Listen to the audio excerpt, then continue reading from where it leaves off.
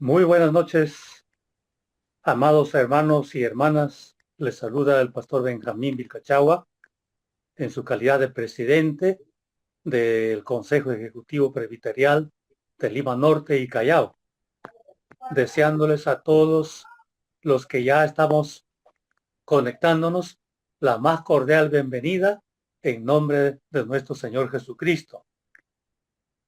Y deseando que en esta noche este esfuerzo para participar en esta conferencia, nuestro Dios nos guía a la verdad mediante su Espíritu y su palabra, para lo cual vamos a hacer una oración. Por favor, todos entonces inclinamos nuestros rostros, amados hermanos. Nuestro Dios y Padre Celestial, te damos gracias a ti por habernos dado la oportunidad de participar en esta conferencia bíblica y gracias porque todos los tiempos son tuyos, Señor, y por eso en esa confianza nos acercamos a ti para que en esta noche, en este ejercicio que vamos a tener, oh Padre, tú nos guíes a la verdad por medio de tu Espíritu Santo y tu palabra. Sé con el expositor, Pastor Silva, Alejandro Silva, y tu gracia sea con él, la unción sea con él, a fin de que él nos guíe, oh Señor, a todos, de manera que podamos terminar agradecidos y bendecidos por ti. Y por medio de nosotros también a todos aquellos que se unen en esta noche. Te rogamos, Padre Celestial, en el nombre de nuestro amado Salvador Jesucristo. Amén. Adelante, hermano o pastor Amén. Eber Gómez. Buenas noches, gracias, Pastor Benjamín.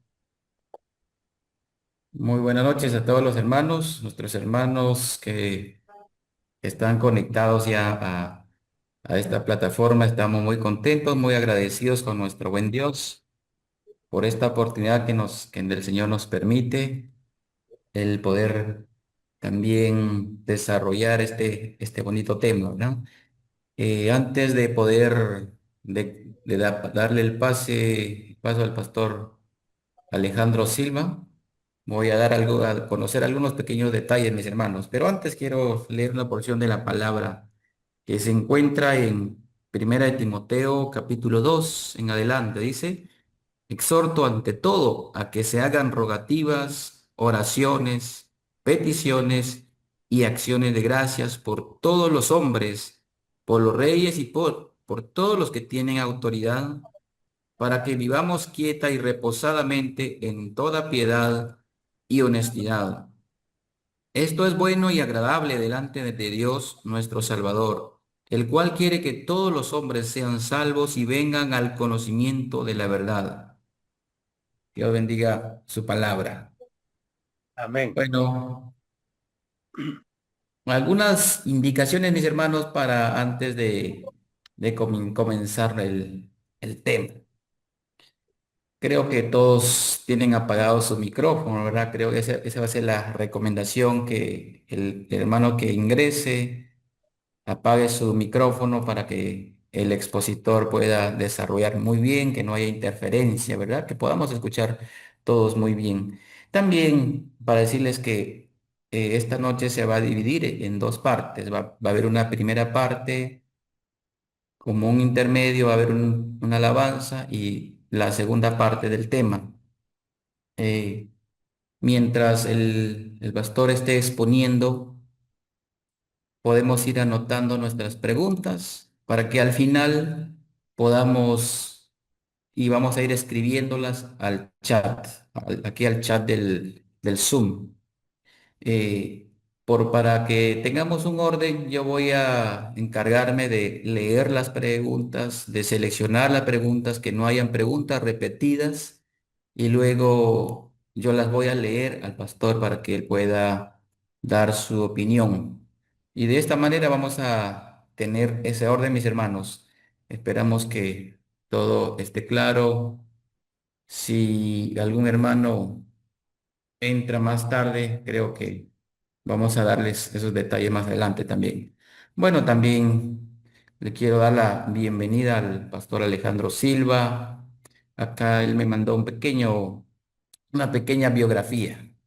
Él es casado con Jenny. Tienen 4 hijos. Seguramente ya están grandes. Él es director de la Liga Bíblica. También fue director de la Asociación de Grupos Evangélicos Universitarios del Perú. También fue miembro de la Junta Mundial de la Comunidad Internacional de Estudiantes Evangélicos. Él es pastor de la Iglesia Evangélica Peruana. También se ha preparado, tiene una maestría en humanidades. Así que damos gracias al Señor. Hemos estado orando por la vida de el pastor Alejandro Silva, que el Señor, lo que el Señor le ha dado, ¿verdad? Para que pueda compartir con nosotros. Así que ya le pasé el programa. Más o menos tenemos 35 a 40 minutos este primer bloque, un tiempo de alabanza y continuamos con el segundo bloque. Así que bienvenidos seamos todos y vamos a darle pase ya al pastor Alejandro. Bienvenido, pastor. Gracias, mi querido pastor Ever, a mi querido pastor Benjamín, también a los años que nos vemos y primera vez que nos vemos por estos medios. Pero qué alegría estar con ustedes en esta noche. En ocasiones anteriores pude visitarles a ustedes en vuestras reuniones presbiteriales allá por el Cono Norte. Entonces, lo que ustedes me han pedido para exponer en esta noche sobre fe y acción política y las elecciones generales, quisiera compartir con ustedes un PPT. Vamos a ver cómo aquí lo trabajamos. Y como bien ha mencionado el pastor Ever, lo vamos a dividir en 2 partes, ¿no? Ok, yo espero que estén mirando el PPT. Y entonces tenemos lo que es la fe y la acción política, ¿no? Elecciones generales del 2026, que básicamente es lo que nos convoca para pensar el tema este como la acción política, ¿no? Y claro, lo organiza el Presbiterio Lima Norte y Callao. Así que es un privilegio estar con ustedes en esta noche, mis queridos hermanos. Permítame hacer una pequeña introducción al tema y luego vamos, como mencioné, tratar en 2 temas, como lo ha mencionado el pastor Ever también, ¿no? Lo primero que tenemos que tomar en cuenta es que la manera como los seres humanos nos hemos ido organizando a través de la historia, ¿no? Podemos ver ahí cómo también estas organizaciones han tenido como, digamos, intención la convivencia social. Es decir, cada vez más procuramos que nuestras organizaciones sociales beneficien, ¿no es cierto?, al ser humano y de alguna manera tengan que cuidar el ser humano. Creo que esa es la razón fundamental por la cual también nuestro Señor derrama su gracia, eso veremos un poquito más adelante, en todo lo bueno que existe a nuestro alrededor. Entre esas cosas es cómo nos organizamos de mejor manera para que nos podamos beneficiar los unos a los otros y cuidarnos de que el hombre sea lobo del hombre. Bueno, estoy con una perspectiva un poco positiva sobre la organización humana. Entonces, a lo largo del tiempo ha habido distintas formas en cómo se ha participado, cómo la gente ha participado en las organizaciones sociales y cómo esta participación ha logrado algunos objetivos claros sobre el desarrollo humano. Es importantísimo las formas en cómo se organiza nuestra sociedad para cuidar, ¿no? Para, digamos, provocar, para animar que nuestra convivencia sea de la mejor manera posible. De alguna manera también, una, digamos, muestra de esas organizaciones es nuestra propia iglesia. Es decir, la iglesia viene a ser un espacio de organización social que no solo trata de cuidar la fe, que no solo trata de animarnos juntos para que la fe siga creciendo en medio de nosotros, sino que a partir de esta organización, a partir de este mandato que el Señor nos ha dado, podamos también influir de manera positiva en el mundo que Dios nos ha colocado, ¿no? Como decía nuestro Señor Jesucristo, que podamos ser sal y luz en este mundo. Como verán entonces, la manera como participa la persona o cómo se organiza la persona irá progresando y cambiando, porque nuestras circunstancias también están cambiando y ahora mucho más, porque los cambios se dan, pero de manera gigantesca. Esos cambios se dan, pero con una rapidez que, como alguien decía, lo único que somos testigos es el cambio, ¿no? Muy bien, la iglesia también tendría que ir en este ritmo de cómo adecuarnos a este asunto de la presencia, sobre todo de la acción política de la iglesia en el mundo que Dios nos ha puesto. Entonces, es aquí donde la iglesia habría que también un poco revisar cómo históricamente la iglesia ha participado dentro de las organizaciones sociales del mundo. Nosotros que venimos de una herencia reformada, hemos visto cómo las propuestas de Juan Calvino, de Martín Lutero, no solamente han influido en la manera en cómo se organiza la iglesia, sino que estas propuestas han influido radicalmente en cómo la sociedad también debería organizarse, ¿no? De modo que las propuestas reformadas han traído cambios radicales y transformadores en cómo la sociedad en esa época se hubo organizando. No solamente era una lucha, digamos así, o separarse de la Iglesia Católica, sino que nuestra manera en cómo entendíamos la organización de la Iglesia y cuál sería su rol ha influido también en el pensamiento de la gente que no es creyente, que no es cristiana y ha percibido de manera diferente las organizaciones sociales. Creo que en esa perspectiva nos toca a nosotros pensar así. Estamos aquí y creemos que Dios, por su gracia, nos ha dado un espacio, como es la iglesia, para que a partir de ahí nosotros podríamos influir de manera positiva en nuestra comunidad. Si parte de la historia lo revisamos, entonces en nuestro país y en la iglesia evangélica también, ¿no es cierto?, ha habido una herencia de la participación política. Uno de los primeros personajes en la historia de la política en nuestro país, por ejemplo, es nuestro hermano José Ferreira. Y José Ferreira era de la iglesia evangélica. Estamos hablando de hace mucho tiempo, ¿no es cierto? Parte de esa experiencia también podemos recordar a nuestro hermano Julián Bustamante, que fue senador de la República, así como José Ferreira, que de igual manera ellos participaron en la vida política, claro. Habría que revisar cuáles fueron los efectos de su participación dentro de la política, de cual nosotros como iglesia podríamos aprender y podríamos ahora, ¿no es cierto?, con esa experiencia, ver cómo se participa.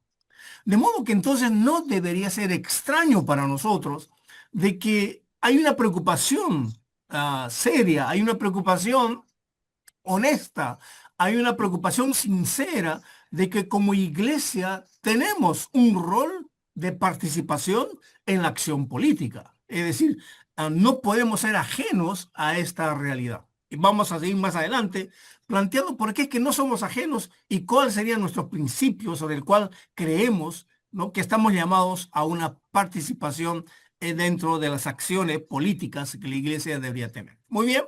Pasa el tiempo, ahí podemos recordar también a nuestro hermano el pastor Pedro Arana, que fue el evangélico del Congreso Constituyente, ¿no? Una palabra que ahora cada vez más parece que se va escuchando. Si en nuestro país necesitamos una nueva constitución, ya que las reformas que se están haciendo al paso en el Congreso, que realmente no tienen ni ton ni son porque se están agarrando de aquí para allá, había que ver si habría que pensar, ¿no es cierto?, si requerimos un momento constituyente o es el momento constituyente para provocar una nueva organización que facilite el desarrollo humano en nuestro país.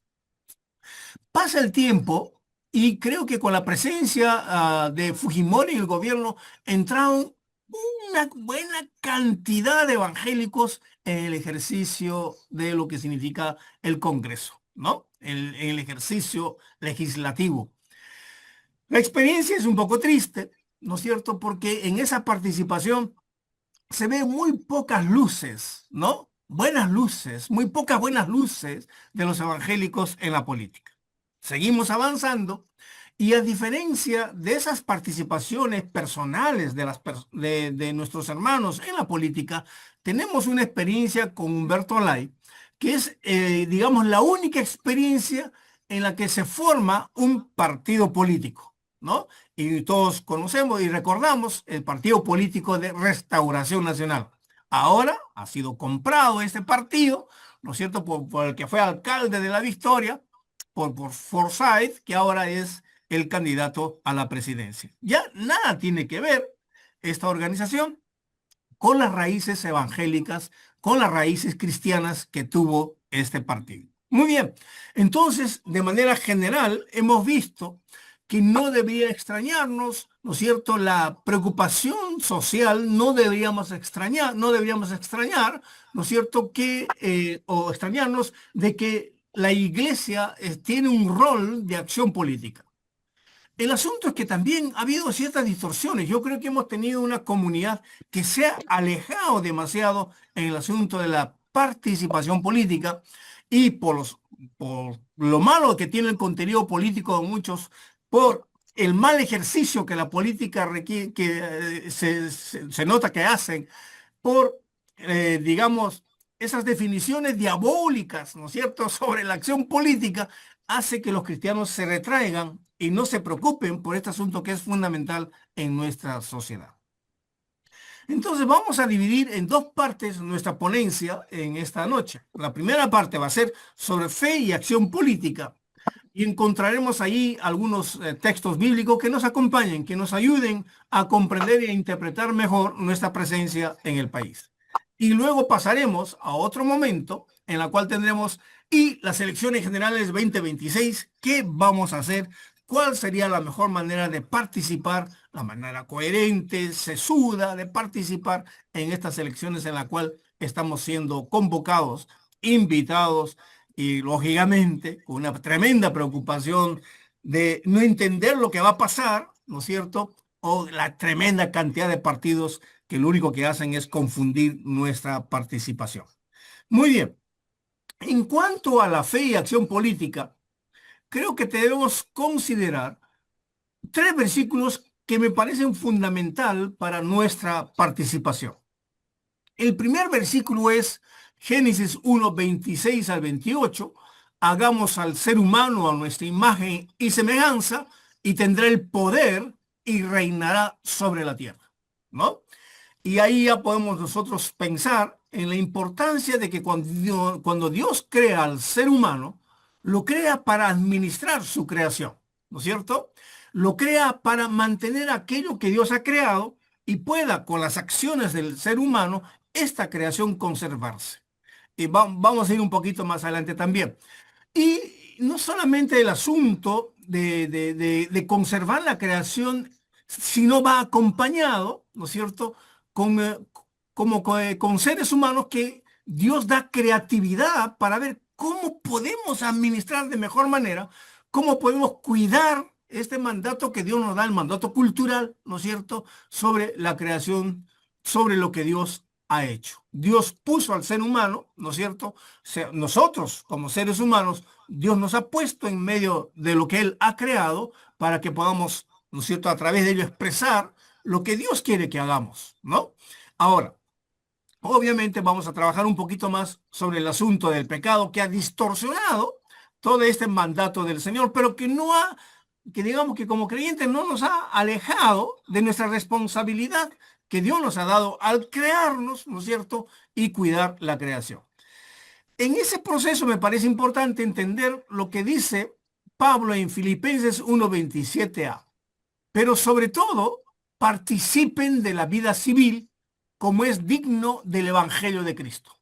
Este es un versículo clave para nosotros para entender cómo también el apóstol Pablo, siendo ciudadano en medio del Imperio Romano, él va a invitar a los evangélicos, yo digo, no tanto evangélicos, a la comunidad cristiana a participar dentro del sistema en el cual Pablo está, que en ese tiempo era el Imperio Romano. Y la participación que Pablo va a dar es que nosotros, lo hagamos de manera digna conforme al Evangelio de nuestro Señor Jesucristo. Vamos a trabajar unos elementos más sobre eso.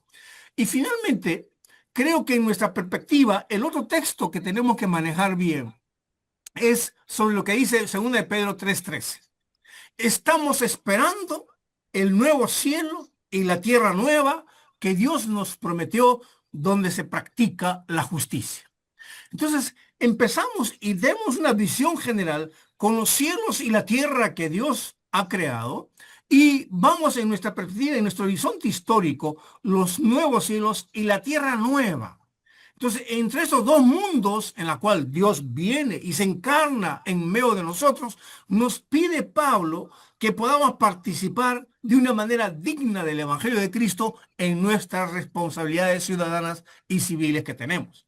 Entonces, consideremos esos dos textos, porque a veces nosotros como evangélicos hemos hecho una demasiada concesión solamente, ¿no es cierto?, a la experiencia con nuestro Señor Jesucristo, a la salvación que tiene que verse, ¿no es cierto?, con la relación con nuestro Padre, y nos olvidamos de las responsabilidades que nosotros tenemos por ser creación de Dios en este cielo y tierra que Dios nos ha puesto, cuáles son aquellas que tenemos que desarrollar. Entonces, hay 2 o 3 elementos que me parece importante. Primero, el mandato cultural, ¿no es cierto? El mandato cultural tiene que ver con aquella manera en que, evangélicos o no, Dios nos ha dado por crearnos a nosotros la responsabilidad de cuidar su creación. En un documento que nos podría orientar en estos tiempos, ¿no es cierto?, para ver cuál es ese mandato cultural y qué responsabilidades Dios ha delegado al ser humano, al cual nosotros como seres humanos tenemos también la responsabilidad de administrar mejor, de cuidar la creación que Dios nos ha dado, es el documento de Jarabacoa, en la cual la Fraternidad Teológica se ha reunido, y hace más de 30 años ahí en República Dominicana, y han elaborado, me parece, un documento que podría orientar bien nuestras responsabilidades del mandato cultural. Entonces, dentro del mandato cultural, obviamente está la acción política. Dentro del mandato cultural está la manera en cómo nos organizamos. Dentro del mandato cultural está la manera en cómo ejercemos el poder. ¿Cómo se ejerce el poder? Que para aquellos que no son creyentes, ¿no es cierto?, el poder es el gran problema del ser humano. En realidad, las organizaciones tienen que ver con la manera en cómo se ejerce el poder, cómo se usa el poder, cómo se cuestiona el poder. Es decir, ahí está el mandato de nuestro Señor Jesucristo, de nuestro Dios, para ver cómo como seres humanos debemos participar dentro de la dinámica social, ya refiriéndonos un poquito más al asunto de la acción política, para que entendamos que nuestra preocupación por el bienestar social no es que solamente las personas sean creyentes, que ese sería un objetivo primario que nosotros vamos a tener constantemente, sino que tengamos espacios donde la sociedad se organiza, y al organizarse se beneficien todos, y en esto entonces el ejercicio del poder es importante, y a cual nosotros, ¿no es cierto?, vamos a tener que poner un ojo, de modo que cuando pensamos en las autoridades que gobiernan, cuando pensamos en las personas que tienen influencia, vamos a tener que ver cómo usan el poder, si es para beneficio propio o para el beneficio de los demás. Entonces, dentro del mandato cultural está nuestra tarea. Es decir, porque Dios nos ha creado y nos ha puesto en nuestro país llamado Perú, estamos nosotros como creyentes responsabilizados, estamos llamados a ejercer nuestra ciudadanía de modo que bendiga la manera en cómo convivimos socialmente, ¿no? Ese es parte del mandato cultural. Entonces, en este espacio, nosotros como evangélicos, nos parece fundamental y vital que haya, no sé, que exista una experiencia personal con nuestro Señor Jesucristo. Y eso es a lo que nosotros llamamos la conversión. Es decir, el mensaje que tiene la iglesia para las personas a las cuales nos rodea es que las personas necesitan reconciliarse con el autor de la creación. Necesitan reconciliarse con nuestro Dios. Y es que constantemente nosotros como iglesia insistiremos la importancia de que se tenga una experiencia de conversión, una experiencia con nuestro Señor Jesucristo. Ese es el mensaje de la iglesia evangélica, y es el mensaje que tenemos que seguir insistiendo. Pero la gran pregunta es, ¿qué continúa y qué no continúa después de la conversión? Porque el problema es que cuando nosotros llamamos a la conversión de las personas, pareciera que decimos, ¿sabes qué? Todo lo que ha sido hasta ahora, ¿no es cierto?, no sirve. Pero la idea es qué continúa antes de conocer al Señor y qué continúa después de conocer al Señor. Es decir, si Dios nos ha creado, hay un mandato cultural. Ese mandato cultural obviamente continúa después de la experiencia de la conversión. Lo que pasa es que ahora ya tenemos otras herramientas más. Ahora ya tenemos un sentido real y verdadero a ese mandato que Dios nos da. Obviamente, antes de que usted se convierta, ¿no es cierto?, ha crecido en una cultura determinada, en un espacio social determinado, ha crecido con habilidades y con talentos que cuando usted se convierte, obviamente va a continuar después de la conversión. Yo creo que aquí nos falta un poquito de conciliar que cuando nosotros nos convertimos al Señor, no es que Dios recién participó en nuestra vida, en nuestra conversión. Ya el Señor estuvo participando antes, ¿no es cierto? Ya en el hecho de crearnos a nosotros, ahí se ve la mano de Dios participando en la vida humana.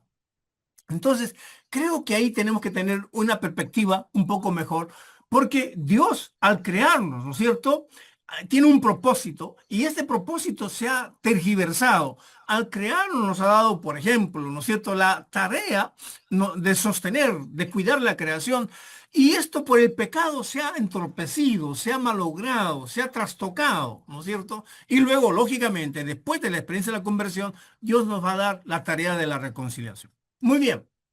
¿Por qué insisto tanto en esto? Porque tenemos un gran problema sobre el mensaje que le proponemos a la segunda generación de evangélicos. El problema es que hay una tremenda deserción de evangélicos que sus padres fueron evangélicos, pero los hijos no. Justamente porque nuestro mensaje solamente ha sido un mensaje de cambio. Antes era borracho, ahora no debe ser borracho, antes era así. Pero ya cuando los hijos crecen en una familia evangélica, ¿no es cierto?, que ya no tienen esos conflictos de borrachera, de locución, etcétera. Entonces, ¿cuál va a ser la tarea de la nueva generación de evangélicos? ¿Qué mensaje le proponemos a la segunda generación de evangélicos? Que donde ya su perspectiva va un poco más allá de esa primera experiencia de los evangélicos. Y es ahí justamente que creo en este mensaje, ¿no es cierto?, para la segunda generación, ya tenemos que pensar de cómo la acción política, de cómo el bienestar de la creación, de cómo el cuidado de la creación es una tarea que Dios nos ha dado a cada uno de nosotros. Es una tarea que ahora en el poder del Espíritu y en la experiencia de nuestro Señor vamos a tener que comprometernos, ¿no es cierto?, para mejorar nuestro medio en el cual Dios nos ha puesto, para mejorar el medio social en el cual Dios nos ha puesto. Entonces yo creo que por ahí tenemos que ir creciendo en la propuesta de lo que significa ser evangélico. Y la acción política va desde ahí. Va de que Dios nos ha creado, ¿no es cierto? Dios nos ha dado habilidades y talentos. Dios ahora nos ha transformado, nos ha reconciliado. Dios ahora nos ha dado el poder de cómo el pecado se destruye, ¿no es cierto? Dios nos ha dado ahora una vida nueva para ver ahora cómo nos encaminamos a los propósitos de nuestro Señor. Vamos a trabajar un poco más sobre este elemento. Entonces, es ahí, como digo aquí, nada que sea humano es ajeno al cristianismo. Es decir, cualquier área del ser humano debe ser tocado, debe ser redimido, ¿no es cierto?, por la presencia, por la acción de la fe cristiana. Como va a decir el apóstol Pablo, hasta que la mente de Cristo sea formado en nosotros, como va a decir el apóstol Juan, para caminar como él anduvo en todas las áreas del ser humano. Es ahí la gran tarea que tenemos nosotros de cómo deberíamos expresar esta novedad de vida a través de todas las acciones que nosotros realizamos, ¿no es cierto? El trabajo, la administración, la economía, los estudios, la salud, todas las áreas vamos a hacer factores en las cuales el poder de Dios tiene que reconciliarlo, tiene que sanar. Entonces ya no somos ajenos a ningún área del ser humano. Ya no solamente estamos preocupados por la espiritualidad del ser humano, sino ahora todo lo que es el ser humano, el lado mental, digamos, intelectual, social, económico, espiritual, todo será ahora tocado. Todo será transformado por la presencia del Espíritu Santo. Creo que hemos hecho, ¿no es cierto?, unas divisiones innecesarias, porque la división ha dañado nuestra presencia en nuestra sociedad. La división nos ha dañado también de cómo continuar con la novedad del Evangelio a una segunda generación, que es nuestra gran preocupación como iglesia evangélica. Ahora, entonces, ahí Pablo nos pide que participemos de la vida civil, ¿no es cierto? Como decía Filipenses 1:27. Y en esto me parece que tenemos que trabajar por lo menos 4 elementos que me parecen muy buenos. Primero, tenemos un solo mundo. Dios creó los cielos y la tierra y lo va a transformar en cielos nuevos y tierra nueva. Dios ha creado estos cielos y esta tierra, ¿no es cierto? No hay otro mundo más. Y cuando Él nos propone, cuando Él nos dice que vendrá sobre nosotros los cielos nuevos y la tierra nueva, se refiere a este mundo, a esta tierra que nosotros vivimos, pero con la diferencia sustancial y tremenda. No habrá maldad y no habrá pecado. Y si no hay maldad y si no hay pecado, pues imaginen esto, sería el paraíso en el cual Dios quiere proponernos. Entonces, cuando nosotros hablamos de cielos nuevos y tierra nueva, a veces pensamos en un extramundo, como que si fuera en otro lugar. Y eso hace que nosotros como personas, como creyentes, no participemos de este mundo, porque lo que nos espera es una patria feliz, como diría, ¿no es cierto?, el testimonio ahí de Thompson, ¿no? Ah, y yo creo que ese elemento de pensar algo fuera de nosotros hace que no nos comprometamos con lo que Dios ha creado. Entonces, los cielos nuevos y la tierra nueva viene a ser una propuesta de una relación que no va a acabar nunca. Esa relación nueva es con nuestro Dios. Los cielos nuevos y la tierra nueva es una propuesta de una nueva relación, de una nueva comunicación, de una nueva, digamos, experiencia con nuestro Dios que va a transformar nuestra vida y va a transformar todo lo que Él ha creado, ¿no? Dios ha creado los cielos y la tierra y dijo que era bueno y bueno en gran manera. El problema en esta tierra, en este cielo, es el pecado. Y Dios ha venido para destruir el poder del pecado. Ha venido para destruir la muerte. ¿Y cómo lo va a destruir? ¿Y cómo lo destruyó? Con la resurrección. Y la resurrección es una propuesta que a nosotros nos espera, que algún día nosotros también resucitaremos. Y resucitaremos para habitar estos cielos y esta tierra nueva, donde no habrá pecado, no habrá maldad. A veces se me viene la idea de que el diablo, ¿no?, es un inquilino precario en estos cielos y en esta tierra. El diablo, además de inquilino precario que no le pertenece, es un alguien que está con orden de desahucio. Él no está llamado a vivir y a cohabitar aquí en los cielos y la tierra que Dios ha creado. Eso lo va a hacer el Señor. Y esa es la perspectiva que nosotros deberíamos manejar en nuestra participación en nuestra sociedad. Ahora, otra cosa que tenemos que entender en esta perspectiva es nuestro conocimiento, ¿no es cierto? Y el conocimiento tiene que ir, claro, acompañado con una ortodoxia, acompañado con una ortopatía, acompañado con una ortopraxis. Necesitamos una correcta manera de pensar. Y va a decir el apóstol Pablo, ¿no es cierto? Cambien vuestra manera de pensar para que cambie vuestra manera de vivir. Entonces, los pensamientos tienen una manera en la cual influyen en cuál es nuestro comportamiento. Y quizás la transformación vital, fundamental en nuestra manera de pensar, es que Dios es primero. Estamos aquí y somos creados para Él, por Él, ¿no es cierto? Y pensar de esta manera es poner en orden todos nuestros procesos cognitivos, todo nuestro proceso de sentido de la vida y etcétera. Saber que somos de Él y para Él. Ese es el tremendo cambio que Dios quiere proponer ahora en nuestra vida. Y vamos a procurar entonces que llevemos cautivo todo pensamiento a la cruz de Cristo. Eso es, porque nada que hace el ser humano está ajeno a la acción cristiana. Y eso es lo que Pablo nos invita.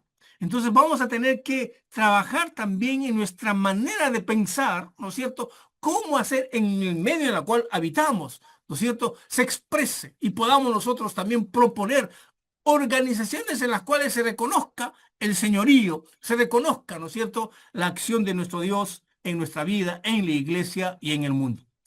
Pero no solamente se trata de un conocimiento, se trata también de nuestros sentimientos, de nuestras emociones, una sana emoción, ¿no es cierto? Nuestras ambiciones personales, esas cosas que van malogrando nuestro comportamiento con nuestro, ¿no es cierto?, con nuestro vecino, esas ambiciones que van malogrando nuestras relaciones interpersonales. Y no solo malogra, ¿no es cierto?, las relaciones interpersonales, si aún en la perspectiva de Pablo, malogra nuestra relación con la creación del Señor. También Dios va a sanar nuestras emociones. También va a hacer que ese aspecto fundamental que nos hace como seres humanos, que pensamos, sentimos, ¿no es cierto?, sea algo que tenga que ver con reconocer su gloria, con reconocer la dignidad del ser humano, con cuidar la creación. Así que entonces Dios va a transformar todas estas relaciones. Nosotros tenemos como modelo a nuestro Señor Jesucristo. Y como iglesia tenemos, o como sociedad, tenemos como modelo el reino de Dios, ¿no es cierto? Hacia eso nosotros debemos ir apuntando. Y el reino de Dios es gozo, paz y justicia. Así que ahí vamos trabajando como comunidad, pero como personas imitaremos a ser como nuestro Señor Jesucristo.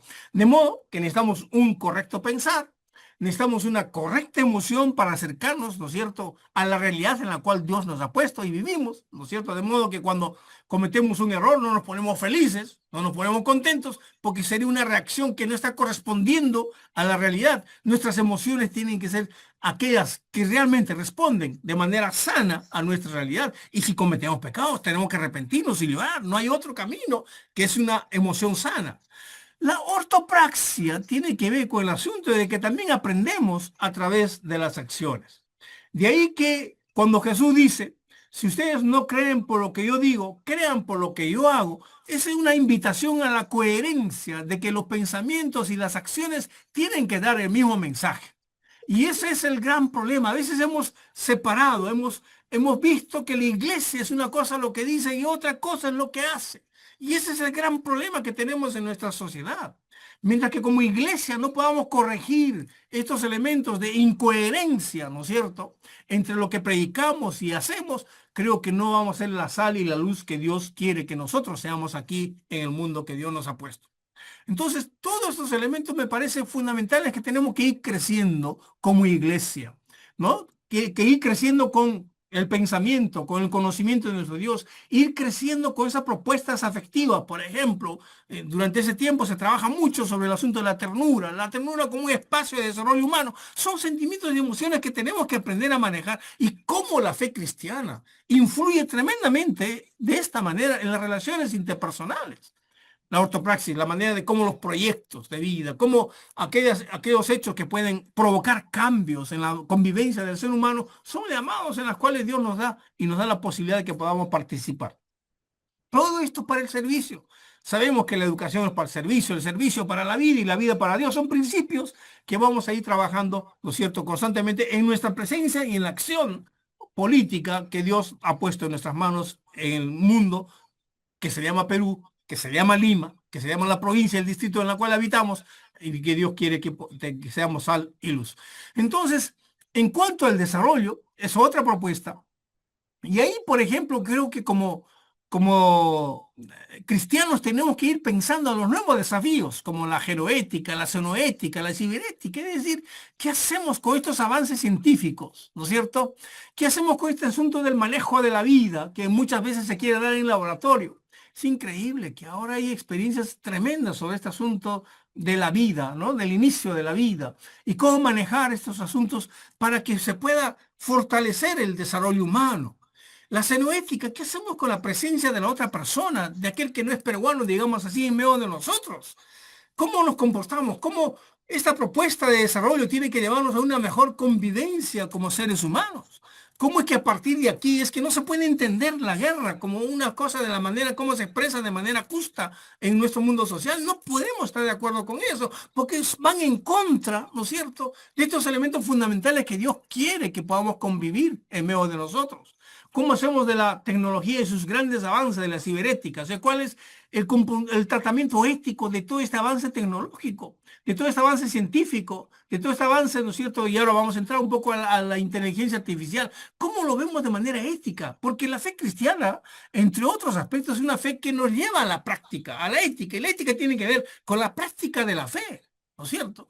Yo creo que estos elementos entonces son partes, son componentes de cómo debemos participar, ¿no es cierto?, en la acción política dentro de nuestra comunidad. Y finalmente, claro, la política tiene que ver mucho con el manejo de la justicia y con el manejo del bienestar para todos. Eso es la acción política. La política tiene que ver con el manejo del poder y ese poder tiene que ser tratado de manera justa, ¿no es cierto? Ese poder tiene que ser usado para que beneficie nuestra convivencia entre los unos y los otros, ¿no?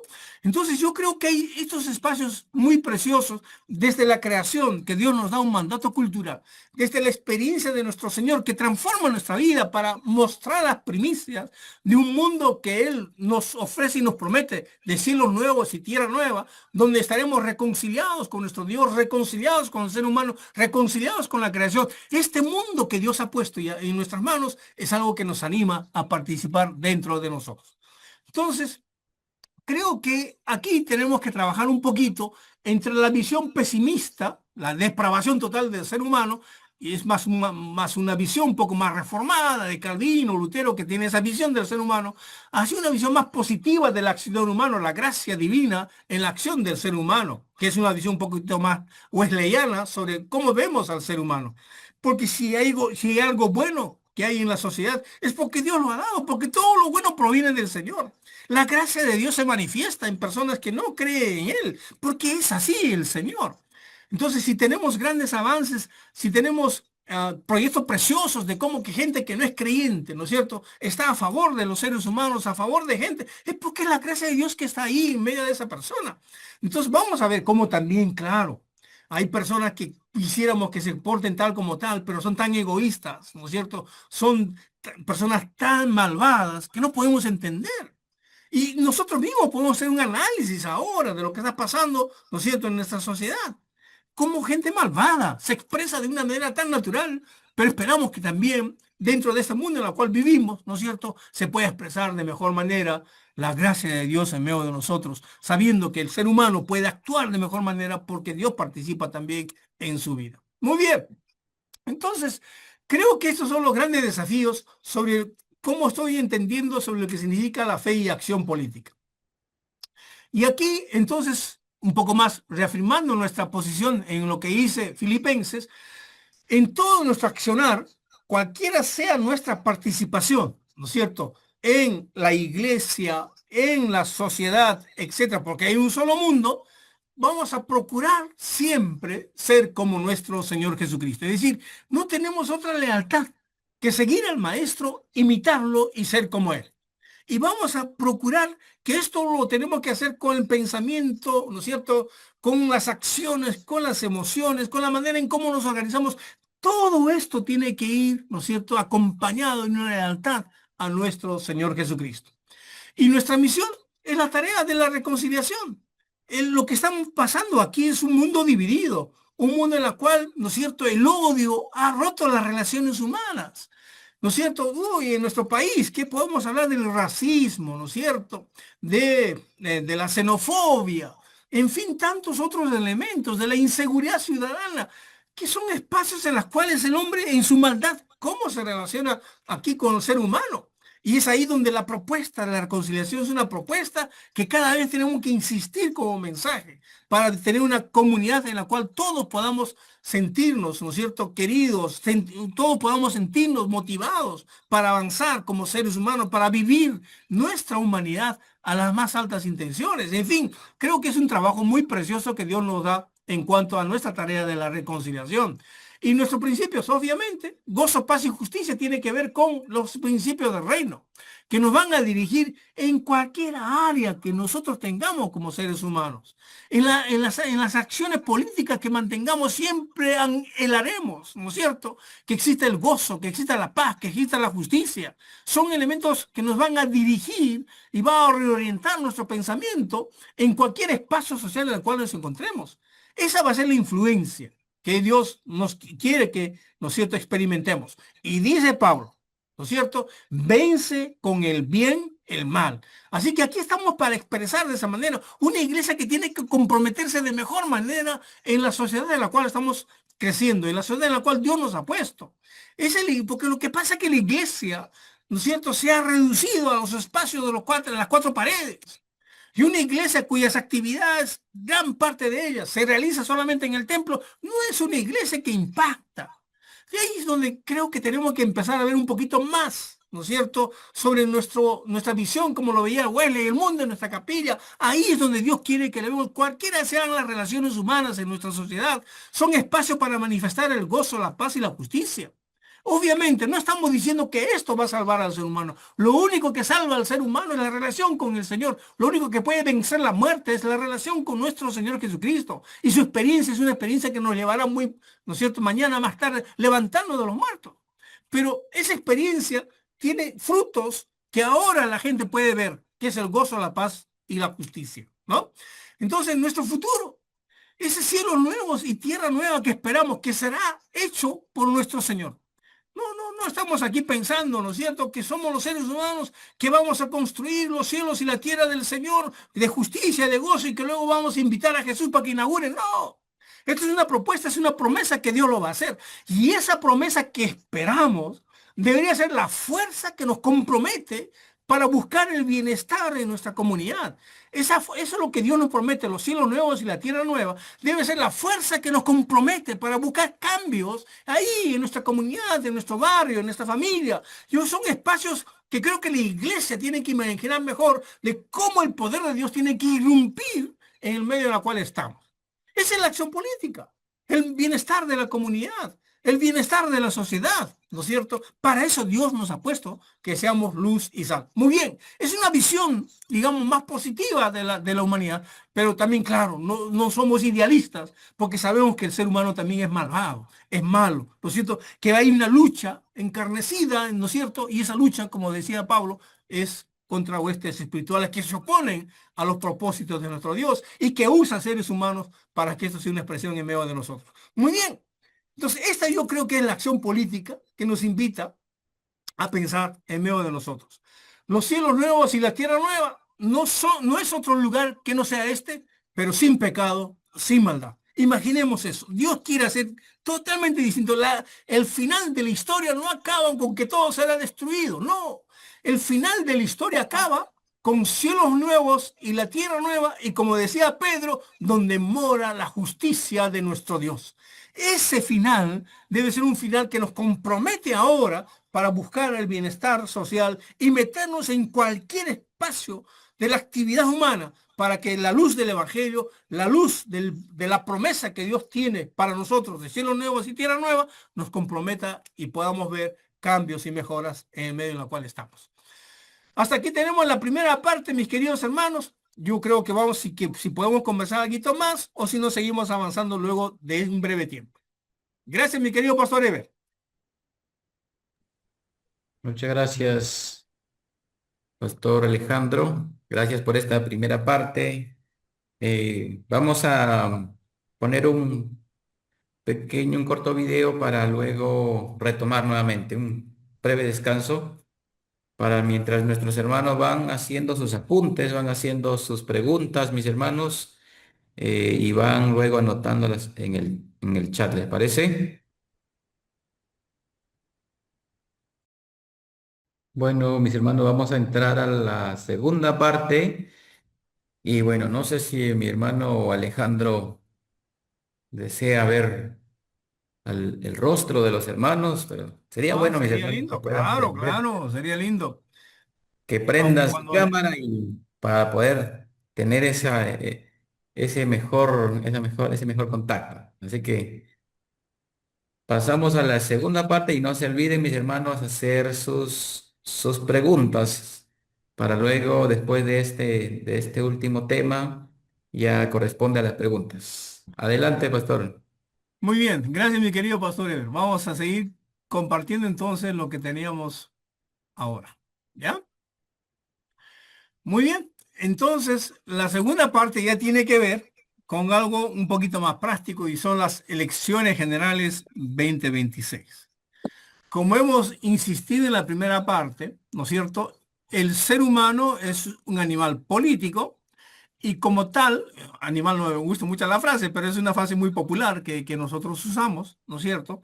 Y que Dios, al crear al ser humano, ha dado esa tarea y nosotros que también somos creación del Señor, tenemos esa tremenda responsabilidad y que de acuerdo a las áreas en las cuales Dios nos ponga, requeriremos de ciertas habilidades y tenemos que también ir trabajando en el conocimiento, en la práctica y en las emociones en las cuales la tarea Dios nos da, ¿no?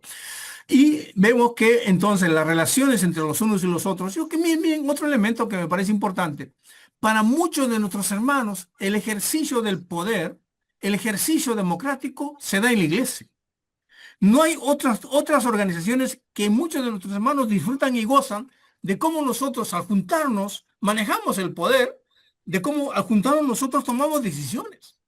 Por eso que a veces el reflejo de un mal uso del poder en la iglesia influye también en nuestra percepción del país. Ya no nos parece, pues ya no nos sorprende la manera como a veces los gobernantes usan de manera abusiva su poder, ¿no? Por eso que como pastores, como líderes, deberíamos tener mucho cuidado en cómo se ejerce el poder dentro de nuestras congregaciones, que para muchos de nuestros hermanos son los únicos espacios donde se puede experimentar el ejercicio democrático, donde se puede experimentar, ¿no es cierto?, esa manera de convivir socialmente y tomar las decisiones más adecuadas para nosotros y a partir de ahí, cómo podemos tomar las decisiones adecuadas en el lugar donde Dios nos ha puesto, en la comunidad, en la sociedad en la cual Dios nos ha puesto, ¿no? Una iglesia de Caraballo tendrá sus diferencias con una iglesia en Chosica, tendrá diferencias en el sentido de que los desafíos son distintos, ¿no es cierto? De modo que ese espacio en el cual Dios nos ha puesto como iglesia debe ser experimentada desde adentro, de cómo podemos liberar, cómo podemos transformar las relaciones humanas para que ésta pueda influir de mejor manera en la comunidad. Muy bien. Entonces, ya en la segunda parte, pensé que era muy importante ver qué hacemos con las elecciones generales 2026, ¿no? Y aquí hay unas pequeñas sugerencias. Lo primero que pensé es que nosotros tenemos que orar por coherencia, ¿no? De modo que el ejercicio de nuestro voto, ¿no es cierto?, tiene que ser un ejercicio que sea coherente con lo que nosotros pensamos, con lo que nosotros queremos, con lo que nosotros hacemos, ¿cierto? Ya no vamos a espiritualizar todo este asunto, sino qué anhelamos en nuestro país, qué queremos, ¿no es cierto?, para creyentes y no creyentes, de lo que Dios quiere hacer con nuestro país y queremos de manera coherente ejercer nuestro voto. Entonces aquí es donde digo que la oración es política. Tenemos que empezar a orar por los cambios en nuestro país. Y si oramos por los cambios de nuestro país, entonces la oración es política. Y yo creo que sí, ¿no es cierto? Yo creo que a partir de una iglesia que se compromete, que ve la realidad, ¿no es cierto?, y esta la lleva a las manos del Señor, nuestro Dios va a actuar, ¿no? Creo que el ejemplo que tenemos es Nehemías, ¿no? Cuando Nehemías recibe la noticia de cómo está Jerusalén, está ahí destruida, sus puertas, ¿no es cierto?, quemadas, sus muros destruidos, Nehemías se puso a llorar y ayunó. Yo no sé si ahora los políticos lloran por la situación en la cual estamos viviendo. ¿Qué es lo que los motiva? ¿Qué cosa anhelan? ¿Qué ven en la gente? ¿No es cierto?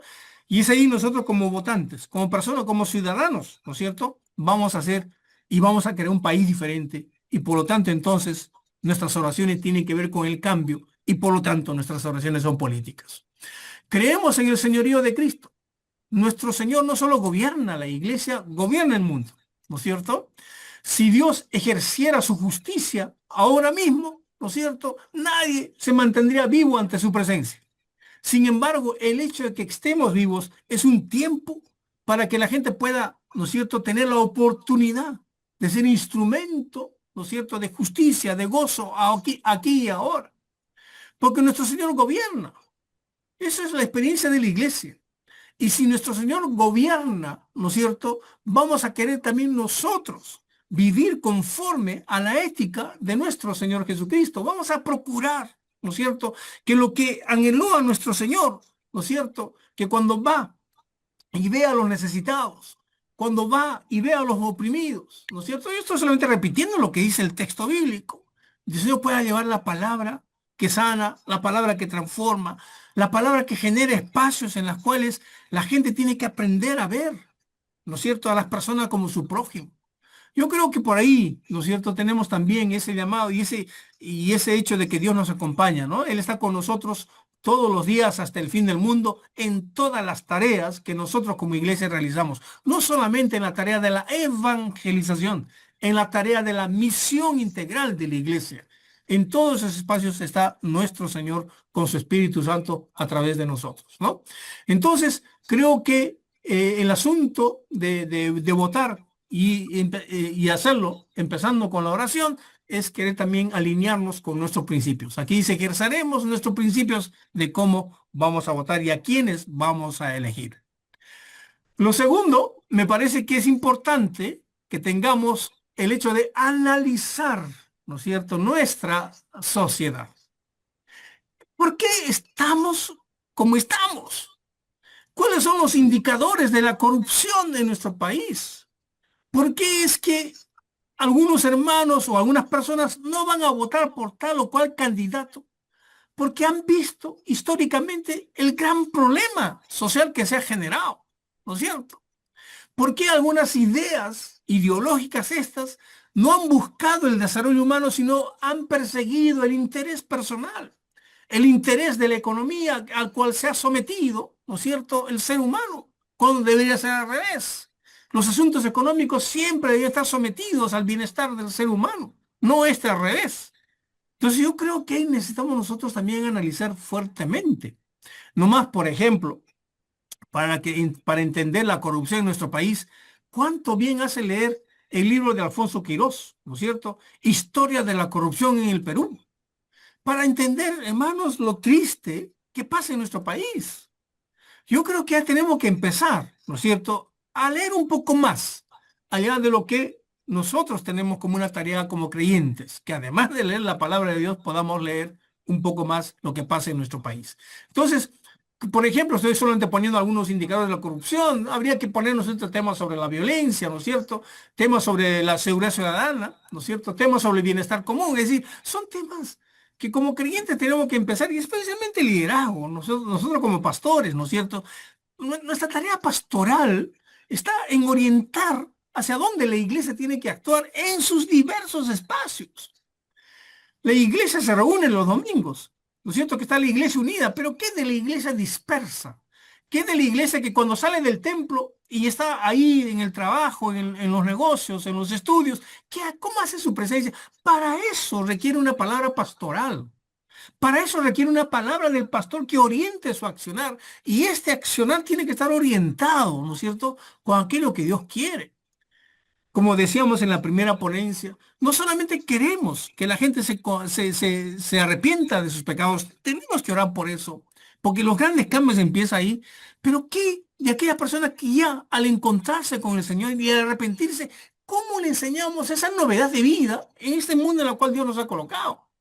Y es ahí donde a veces como evangélicos no tenemos más discurso que el arrepentimiento. Yo creo que hay que empezar a generar, ¿no es cierto? Y eso significa empezar a conocer un poco más nuestro país, ¿no? Y me refiero al liderazgo, ¿no es cierto? Oremos por el liderazgo para que también conozca un poco mejor a nuestro país. Y como dice el pensamiento, ¿no es cierto?, se ama lo que se conoce, ¿no? El tercer elemento me parece aquí, ya en este proceso de la votación, hay que identificar de los 36 candidatos, identificar por lo menos a 3. En estas alturas, mi querido pastor, mi querido líder, ya no puede estar diciendo, ya no sé por quién votar. No, por favor, ya estamos a 2 semanas del proceso electoral. A estas alturas ya has definido por lo menos a 3 personas aquí a quien tienes que poner en oración y decir, Señor, finalmente, ¿por quién vas a votar? Pero no interesarnos de una manera concienzuda de cómo participar con nuestro voto en esas elecciones, aunque parece toda una payasada, ¿no es cierto? Pero eso es el menú que tenemos. Ya quisiéramos tener otras ocasiones, otras oportunidades, ya quisiéramos tener otra propuesta, pero ese es el menú de los partidos políticos que nos ponen. Sé que las cosas están muy mal desde la manera como se concibe el partido político y cómo cómo los partidos políticos llenan las listas. Hermanos, bueno, hace poco, hace 2 semanas, vino una candidata a la senaduría, no voy a decir de qué partido, a la oficina a conversar, y qué vergüenza. Senadora número 1, y no sabía qué cosa quería del país. Había llegado del extranjero, ¿no? Y por ahí se le presentó la ocasión, y bueno, se presentó y ya, ahora es candidato. Así estamos como partidos, es una desgracia total, ¿no? Bueno, en fin, pero ahí está. Tenemos que analizar ahora de estos partidos, de estos 36 partidos que tenemos, qué cosa, ¿no es cierto?, o por quiénes nosotros tendríamos que apostar. Bueno, las redes, ¿no es cierto? Las redes sociales, el asunto de la televisión, los más media ya tienen, pues, ¿no es cierto?, cierta orientación, y creo que estas estadísticas, ¿no?, de quién va primero, etcétera, son cosas que son también un poco manejadas. Leemos así nosotros de manera, ¿no? Ahora, quiero poner aquí una frase que a ver si no sé si nos motiva, pero por favor que no suene herética, ¿no? Dice, quien solo lee la Biblia no entiende nada de Biblia. Porque si Dios nos invita a que actuemos con justicia, a que actuemos con, ¿no es cierto?, con honestidad, etcétera, eso muchas veces no tenemos contradicción con el texto. Lo que pasa es que tenemos contradicción con nuestra realidad. Para actuar con justicia y actuar como la Biblia quiere, como el Señor quiere, implica conocer el mundo en que vivimos, el mundo, el país en el cual estamos nosotros. ¿Cuáles son nuestras grandes defectos como país? ¿Cuáles son nuestros grandes desafíos? Eso no lo vamos a encontrar en la palabra, eso lo vamos a encontrar conociendo un poco más el país. Por eso que creo que si leemos algo más allá de la palabra de Dios, ¿no es cierto?, entenderemos de mejor manera el mensaje de la palabra, ¿no? Bueno, es repitiendo casi lo que decía, ¿no es cierto?, Spurgeon, ¿no? El cristiano va con una mano en la Biblia y con la otra mano en el periódico. Es decir, estos dos elementos son muy importantes para que nosotros podamos entender la importancia y la riqueza de la palabra cuando nosotros entendemos la realidad en la cual estamos viviendo, y a partir de ahí querer proponer algunas cosas mejores, ¿no? Muy bien, entonces miren, ahí va un poquito la propuesta, ¿no? Orar primero para alinearnos con lo que nosotros queremos y somos honestos con lo que pensamos, somos honestos con lo que anhelamos para nuestro país. Vamos a empezar a analizar qué pasa con nuestro país y qué partidos en este asunto, que lo que vemos en el país quiere proponer de mejor manera. Pues vamos a empezar a analizar los partidos y vamos a escoger ya a 3 candidatos, ¿no? Ahí entonces todavía tenemos que empezar a hacer un resumen, ¿no es cierto? Resumir, dice aquí, el apoyo que tiene que ser algunos elementos de juicio. Es decir, si usted ya definió, ¿no es cierto?, por tal o cual candidato, y cuando ustedes le pidan la opinión por quién va a votar, pues ya pueda empezar a dar por qué es que voto, ¿no? ¿Por qué es que yo ahora voy a elegir por tal persona? ¿No es cierto? Ya no solo, ya no, uno no va a decir, bueno, yo creo que es así, no sé. Bueno, ya usted tiene que tener una opinión, ¿no? Y esté de acuerdo o no la otra persona, usted tiene que expresar por qué tomó esa decisión ahora de votar por tal persona. Entonces yo creo que por ahí tenemos que empezar también ya a definir y un poco a animar a la iglesia. De modo que, claro, en nuestra posición habrán contenidos ideológicos, sociales, económicos y prácticos de por qué vamos a optar por este candidato, ¿no? Ya, como digo, a estas alturas ya tenemos que ir ya a pensar seriamente en quién vamos a votar. Y claro, yo creo que cuando conversemos entre nosotros ya tendríamos que compartir nuestros pareceres, ¿no? Es aquí donde yo creo que, no sé si estaremos de acuerdo, pero hay que promover el diálogo entre los hermanos, invitar a los que participan directamente e influir en las decisiones. Bueno, ¿no es cierto? Yo creo, miren, no sé, pero cuando tuvimos un tiempo pastoreando allá en Cusco, y cuando hubo elecciones, la iglesia en general nos juntamos para, en un local neutral, como por ejemplo era más o menos, creo que era un ex cine allá en Cusco, que tenía una buena capacidad, invitábamos a 4 o 5 candidatos para que pueda presentarse a la comunidad evangélica. Y qué lindo era ver a todos los pastores ahí, los hermanos líderes de las iglesias, a ir lleno total el auditorio con más o menos para 500 personas, escuchando a cada candidato. Y cómo estos candidatos tenían que tomar respeto por la comunidad evangélica, porque claro, hay una comunidad que va a votar, pero es una comunidad que está interesada, ¿qué es lo que ellos proponen? Obviamente, las preguntas estaban un poco más orientadas a cómo los candidatos piensan sobre la iglesia evangélica, en este caso, por ejemplo, ahí en Cusco, y qué están pensando, ¿no es cierto?, hacer respecto a esta comunidad, etcétera. Yo creo que necesitamos ese tipo de espacios. La iglesia tendría que generar esos espacios también de diálogo con los candidatos en los cuales se presentan en estos tiempos, ¿no? Entonces yo creo que esos espacios nos hace falta también. Yo, como notarán, yo creo que la acción política, que es algo que está ya desde el mandato cultural, la iglesia lo ha reducido o no le interesa sencillamente, porque sabe que entrar en estos espacios son espacios bien delicados, porque podemos discrepar de una manera brutal, podemos ser desautorizados en nuestra manera de pensar, ¿no? Y el pastor que está acostumbrado a que todo lo que diga se le crea y cuando tiene que opinar de manera política sea otra cosa, ya la desautorización viene y por eso que a veces ni no nos interesa meternos en este asunto, ¿no? O como dice la gente, no hablemos de partido, no hablemos de equipo ni de fútbol ni de política. Yo creo que hay que empezar a trabajar y a conversar de mejor manera sobre estos espacios. Necesitamos una palabra que oriente, ¿no?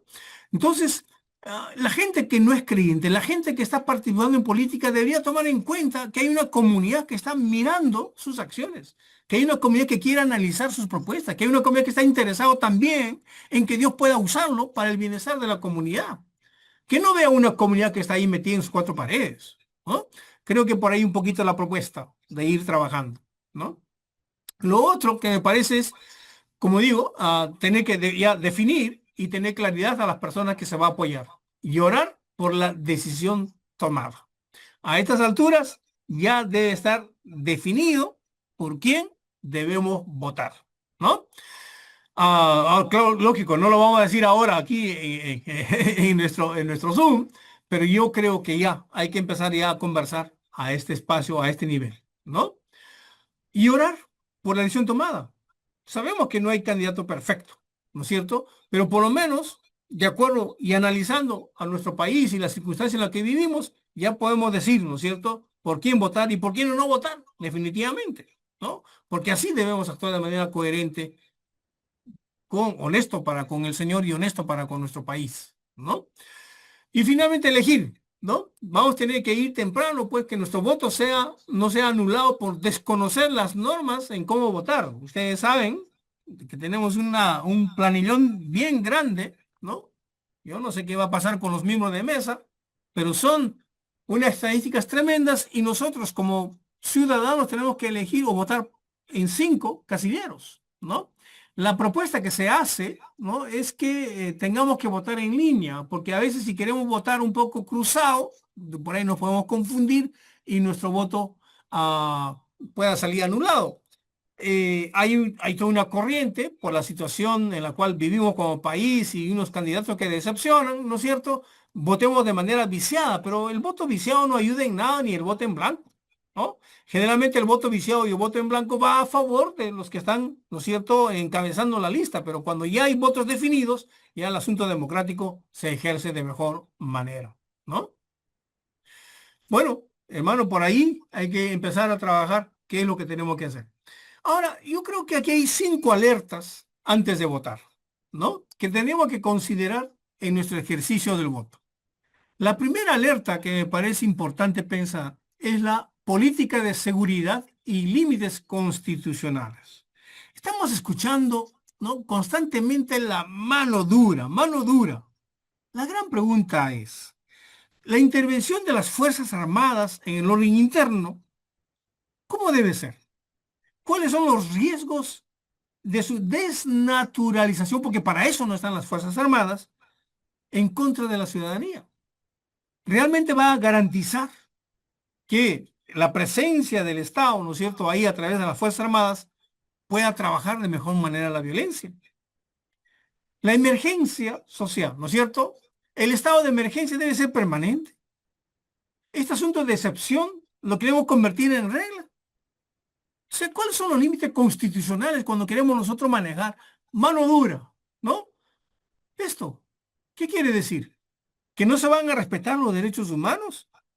¿La pena de muerte va a ser un asunto a discreción o va a ser aquello que está diseñado y está detallado básicamente para qué se ejerce la pena de muerte? Las acciones violentas que se ejercen del orden, estas van a ser punitivas, no van a ser punitivas. Entonces yo creo que tenemos que pensar bonito sobre este asunto, ¿no? La vigilancia estatal se puede ejercer sin mecanismos de control. Entonces yo creo que por ahí ya tenemos que poner mucha alerta, porque parece que aquí están pidiendo como si fuera carta blanca, o sea, un cheque en blanco para ejercer y controlar la violencia que hay en el país sin respetar los derechos de los seres humanos. Yo creo que por ahí un poquito una primera alerta, ¿no? Cuando queremos hablar sobre seguridad ciudadana. Lo segundo, la segunda alerta, me parece que tiene que ver con el modelo económico. Siempre está en disputa, ¿no es cierto? El modelo entre la estatización y la privatización sin garantías. Este modelo económico es cuando el Estado quiere ser empresario, ¿no es cierto? El principio de subsidiariedad y los límites que éste debe tener para beneficiar a la comunidad, la sociedad. ¿Cuál deben ser sus límites? O sea, tampoco queremos un Estado, ¿no es cierto?, al extremo de ser solamente el emprendedor. ¿Cómo la propiedad privada va a participar dentro del bienestar económico del país? ¿Y cómo es que estos contratos ley que se han hecho con un tremendo beneficio para las grandes empresas puedan ser revisadas para que, por lo menos, ¿no es cierto?, favorezcan de mejor manera a nuestra comunidad? No podemos permitir que el mercado reemplace al Estado en sus obligaciones sociales. Yo creo que eso también, no, los extremos siempre son negativos, pero tenemos que empezar a analizar. Hay candidatos que ofrecen de manera así muy alegremente que este es un asunto de las empresas privadas y que las cuestiones de salud, de educación, eso no tiene que meterse nada del Estado. Pero por favor, hay tanta gente que carece de recursos y que no tendría acceso a la salud y a la educación si es que el Estado no interviene para ofrecerles. Entonces yo creo que ahí van alertas que vamos un poquito a pensar en cómo elegir a nuestros candidatos. Una siguiente alerta es la libertad, es que se recorta, ¿no? Eh, Vamos a tener un Estado que va a censurar a la prensa que no esté de acuerdo con su ejercicio de poder. Ese Estado con micrófono en la cual queremos que los canales, etcétera, expresen aquello que le conviene y aquello que está mal se le va a recortar, se le va a quitar la voz. El Estado que espía sin permiso, ¿no? Sin permiso judicial, lógicamente. La privacidad va a ser vigilada. El Estado se va a meter en la manera en cómo nosotros nos comportamos y qué es lo que estamos haciendo. Eso queremos. Eso es libertad. Entonces yo creo que así van mirar varios elementos que creo que habría que ir pensando, ¿no? Ah, yo creo que también habría que pensar un poquito el asunto de cómo la educación tiene que llegar a todos los espacios y cómo la libertad, ¿no es cierto?, no puede recortar aquello que la gente necesita, ¿no? Tenemos que pensar en todos, no solamente en algunas personas. La composición pluricultural de nuestro país, la composición de tanta gente diferente y distinta, a la cual el Estado tiene que preocuparse por todos. No podemos, para favorecer a unos, negar a otros. Entonces, ¿cómo son estas libertades? ¿Se van a recortar? ¿Cómo los partidos políticos están pensando de esa manera? ¿No? El otro elemento que me parece un poquito pensar en cuanto a las alertas para elegir es reformar la justicia sin respetar la justicia, ¿no? Aquí se está hablando un poco de la reestructuración del sistema judicial, ¿no? Pero ¿hasta qué punto esta reestructuración tiene que respetar las normas de cómo debe hacerse? Hay ya partidos que quisieran imponer un nuevo poder judicial que esté hecha a la medida de los partidos. Y a veces yo creo que aquí, ¿no es cierto?, la evaluación de los magistrados a veces están muy metidos a las conveniencias de los partidos o aquellos que están ejerciendo el poder. Hay, desde la elección de los magistrados, hay, no sé, reformas que comprometen la independencia desde su origen. Ya están ahí, ¿no?, amarrados con el sistema. Bueno, los jueces sin rostro y los juzgados sumarios en comisarías. ¿Será posible esto? vamos a reformar la justicia sin respetar la justicia. Entonces yo creo que hay elementos así que me parece nos tiene que llevar a la reflexión. Finalmente, lo que estoy viendo es un ejecutivo sin contrapesos, ¿no? Creo que, claro, hay algunos que quieren descontrolar al Congreso, hay otros que quieren demasiado poder para el Congreso. Yo creo que aquí tenemos que tener mucho cuidado, ¿no?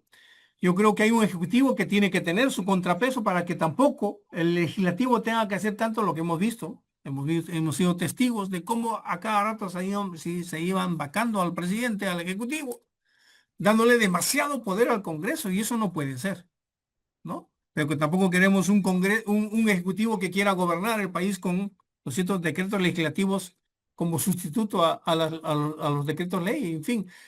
Bueno, esas cositas habría que empezar a evaluar, ¿no? En fin, mis queridos hermanos, o sea, miren, entramos a un proceso de votación en la cual, claro, necesitamos un poco conocer un poco más, orientarnos un poco mejor y ver por quién votar. No voy a extender mucho en esto, son cosas concretas en las cuales he pensado que quizás esto puede ayudarnos un poco a nosotros y quisiera decir esto, ¿no? La currícula de la enseñanza cristiana, por ejemplo, deberían tener temas sobre ciudadanía e incidencia pública, ¿no? Ahí ya tenemos que empezar también que nuestros institutos tendrían que proveer espacios de comprensión de lo que significa ser ciudadano y cómo la iglesia debería tener una incidencia pública mejor en medio de nosotros. Quiero concluir con lo siguiente, ¿no? Primero, como decía Pablo en Filipenses 1:27a, pero sobre todo participen de la vida civil como es digno del Evangelio de Cristo, creo que este proceso electoral lo que necesitamos es insistir en el diálogo.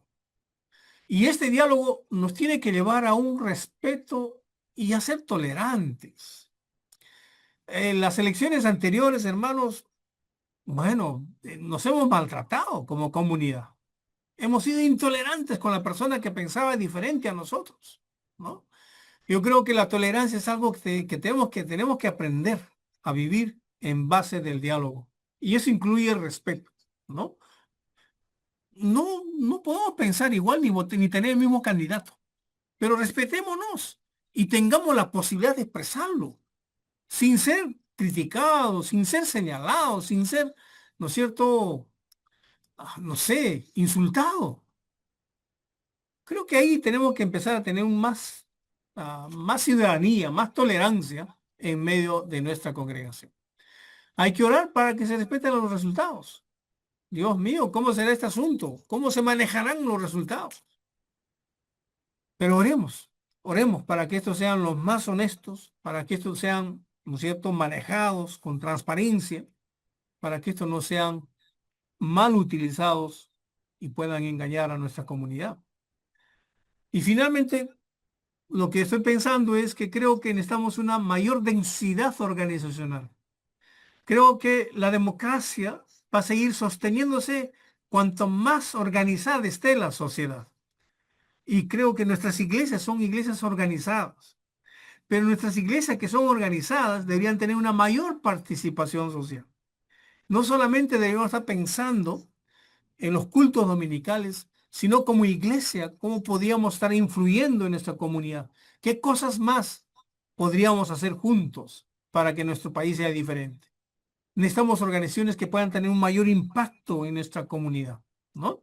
Y es ahí donde creo hay que seguir orando para que tengamos una iglesia más activa, fiel a sus principios, fiel a sus valores, fiel a sus lealtades, pero con una preocupación por el bienestar de nuestra comunidad, de nuestra sociedad, ¿no? Mis hermanos, esta parte sí bastante corta, así que tendremos tiempo para conversar. Muchas gracias, mi querido Pastor Ever.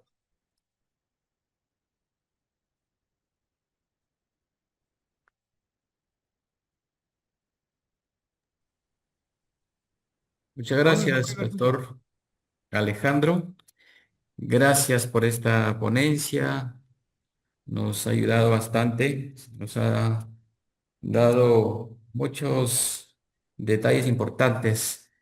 Bueno, vamos a entrar a la sección de las preguntas. Aquí no veo muchas preguntas. Aquí veo una pregunta que nos dice, así que, pastor, para ver si nos da su punto de vista al respecto. Dice, la pregunta uno, dice, necesariamente el cristiano debe entrar en la política para poder cumplir el mandato de Dios de cuidar el planeta, ayudar al prójimo. ¿Es suficiente la labor que se puede realizar desde la iglesia? Ujú, ujú. Bueno, entonces diríamos una labor de la iglesia con incidencia pública. Una labor de la iglesia que no solo está, ¿no es cierto?, dentro de las cuatro paredes, sino que está inmersa dentro de la comunidad. A esa acción, ¿no es cierto?, nosotros le llamaríamos una acción política. Claro, algunos han distinguido entre la política con P mayúscula y la política con P minúscula. La política con P mayúscula es aquella preocupación por el bienestar social que desde la iglesia podríamos promover, ¿no? Y qué bueno que pensemos que ese sea nuestro rol también en cualquiera sea los espacios en los cuales la iglesia como comunidad o sus miembros como tales en los diversos espacios sociales participan por el bienestar. Y a la política con P minúscula se ha llamado la participación de los partidos políticos, ¿no? Porque los partidos políticos tienen una función bien definida, que es el asunto de legislar, ¿no? Las leyes en las cuales cada uno de nosotros que seamos integrantes de un país vamos a tener que estar sometidas a ellas, se puedan elaborar para que estas leyes puedan beneficiar el bienestar de los demás, para que estas leyes puedan beneficiar la mayoría, ¿no? A veces construyen leyes con nombre propio y no se hace en beneficio de los demás, ¿no? Entonces creo que esta participación política con P minúscula habría que ir con cierta preparación para que su presencia pues sea una presencia que pueda realmente provocar cambios, que pueda animar. Lo que yo he visto, ¿no? Y como decía en el testimonio y en la exposición, realmente hay candidatos al Congreso, al candidatos a la senaduría y a la Cámara de Diputados, bueno, hermano, dan vergüenza. No sé, yo creo que hay tantos hermanos con mejores capacidades que muy bien podrían participar en esto. No hay acción humana que no tenga espacio que sea para la alabanza y adoración al Señor. O sea, un político cristiano tendrá que hacer leyes, no va a ir a cantar coritos al Congreso, no va a ir a leer la Biblia al Congreso, ¿no es cierto? Va a ir a elaborar leyes y en la elaboración de leyes, ¿no es cierto? Será una manera de expresar la gloria al Señor, la dignidad humana, el cuidado de la creación. O sea, hay tanto que podemos hacer para que esto sea mejor para nosotros, ¿no? La idea no es llevar el asunto litúrgico al Congreso, ¿no? El Congreso está para hacer leyes y elaborarlos de la mejor manera, pensarlo bien. Lógico, hay todo un equipo de asesores, etcétera, y pensar bien el país. ¿Cuánta falta hace? ¿Cuánta falta hace? ¿No? Y yo creo que sí, sí, y que el Señor ponga esa vocación. No todos tendrán ese llamado para la participación política a ese nivel. Sin embargo, esto se aprende desde abajo, ¿no? Esto a veces uno quiere hacer estos cambios ya quiere llegar al Congreso, pero ahí tienes el municipio, ahí tienes, ¿no es cierto? Las organizaciones de base en las cuales habría que empezar a participar, a generar esos cambios que nosotros estamos buscando, que en base a esa experiencia mañana más tarde podría ser respaldada para hacer y elaborar los proyectos que el Perú necesita. Tenemos que conocer el país, tenemos que conocer, caminar el país.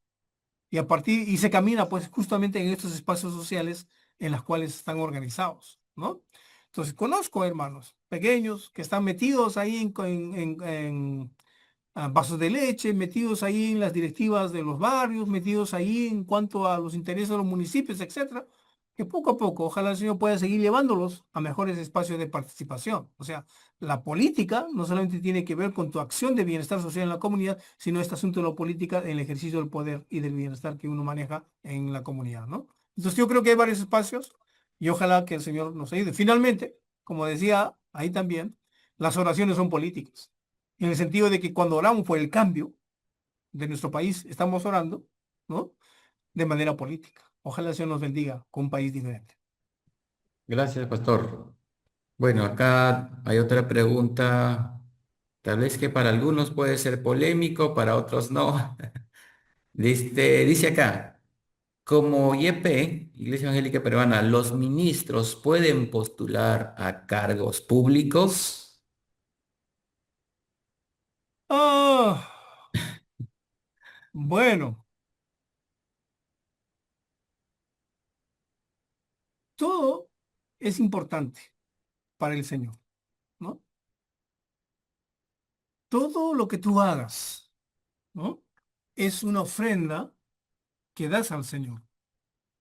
Es tan importante la labor de un ministro, como tan importante la labor de un médico, como tan importante la labor de un abogado.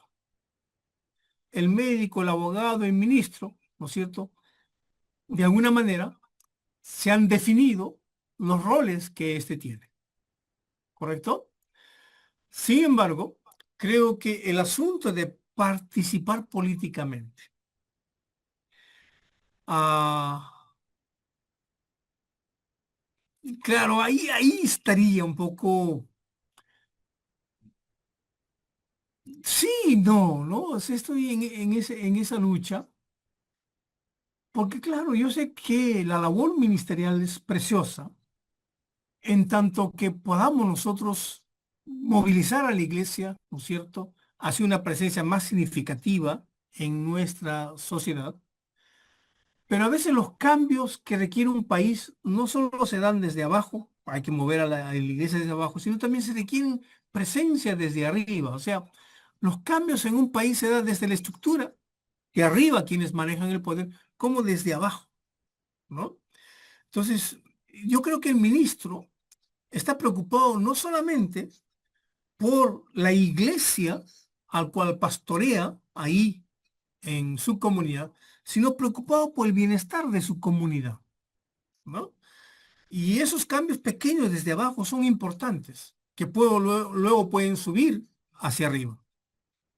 Y si en esta preocupación, ¿no es cierto?, por el bienestar de la comunidad donde está la iglesia, por ejemplo, lo puede llevar y ve que hay una posibilidad, digamos así, o ve con claridad que aquí se requieren acciones un poco más generales desde arriba para que se pueda beneficiar de mejor manera. No, no esta vez pensamos solo para beneficiar a la iglesia, sino para beneficiar a la comunidad. Bueno, que el Señor pueda darle las habilidades y el conocimiento que esto necesita, ¿no? El problema es que muchos se motivan, que quieren ser candidatos, etcétera, porque son conocidos, ¿no? Ya tiene un pueblo conocido y quiere que porque el pueblo lo conoce, por el evangélico lo conoce, ya es un candidato para tal. Yo creo que eso no es una buena manera de participar en asuntos políticos. Que sea fruto de la realidad en la cual se participa, que sea fruto de esa conciencia, de esa urgencia de cambios que se requieren en nuestra comunidad, que puede llevarlos a participar de esta manera, ¿no? No sé, ahí va mi querido Ever. Muchas gracias, mi hermano Alejandro. Bueno, acá hay otra pregunta. Dice, doctor, una consulta. En la epístola a los filipenses o la carta a los filipenses 1:27, cuando usted menciona vida civil, ¿podría aclarar exactamente a qué se refiere? Porque Es yo interesante. entiendo. Ujú.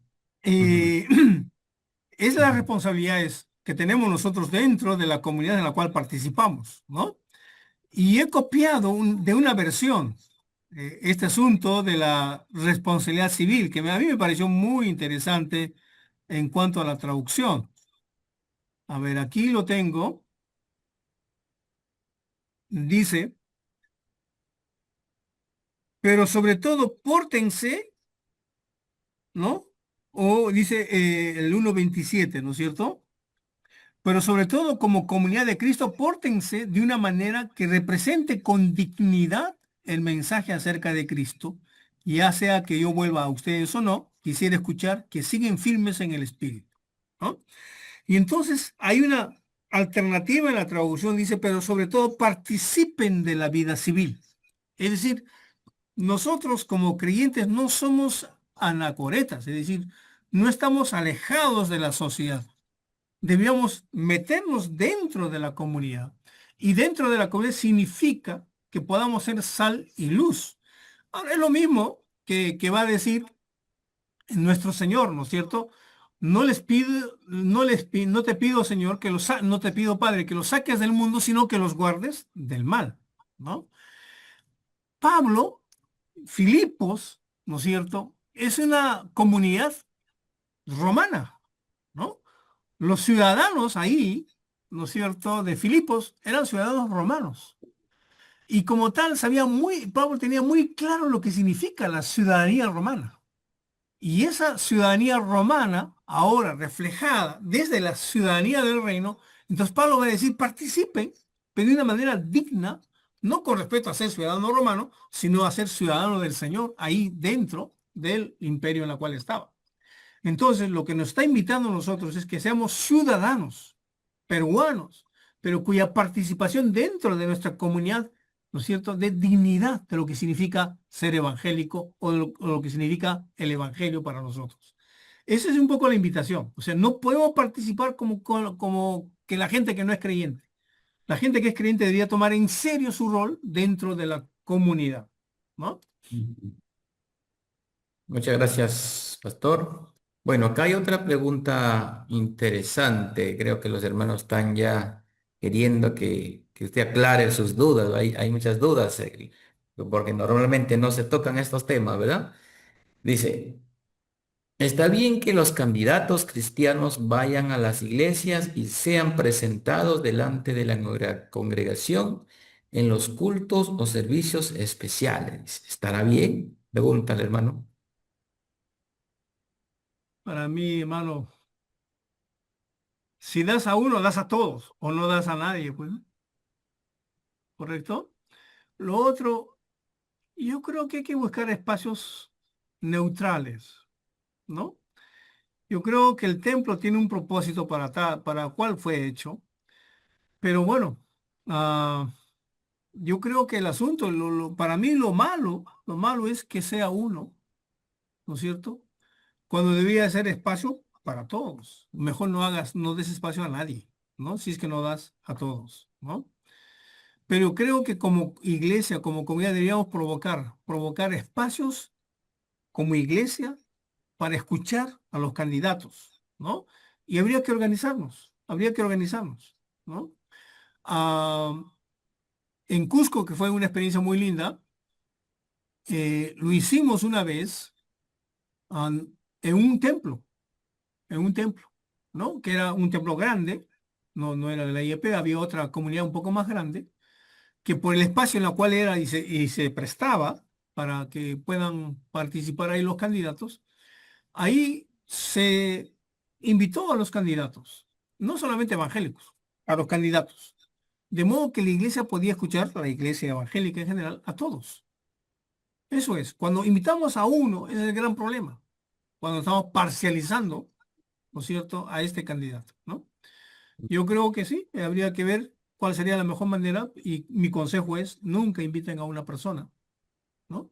O participan todos o, no, o nadie participa. Muchas gracias, pastor.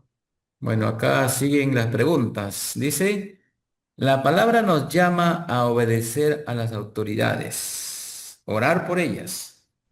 ¿Hay límites de obediencia? ¿Hasta dónde? Dice, de obediencia a Tremendo, las autoridades seguramente. tremendo. Bueno, Pedro va a decir, ¿no? Es necesario obedecer a Dios antes que a los hombres, ¿no? O sea, los límites la vamos a tener que poner nosotros de acuerdo a la realidad. Por ejemplo, no sé, este asunto de la mano dura, ¿no?